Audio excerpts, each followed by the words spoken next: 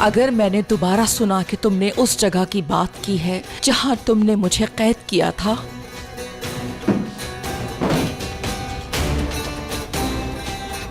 इस तकिए के नीचे की जगह खाली नहीं है।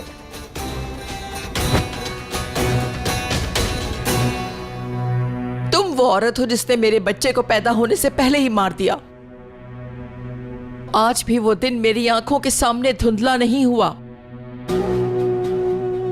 जब जब मैं सोचती हूं मुझे तकलीफ होती है, इस तकलीफ के साथ मेरा दोबारा इम्तिहान न लेना।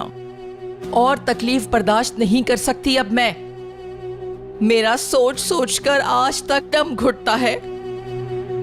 बेहतर है अब मुझे डराने की कोशिश मत करना, हिम्मत भी ना करना।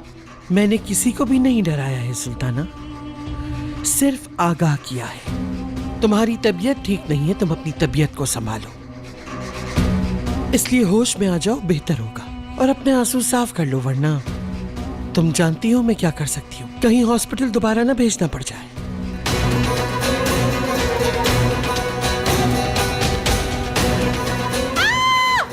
हॉस्पिटल की बात मत करना, मत करना। खबरदार बोली तो हॉस्पिटल के बारे में अब कभी मत करना।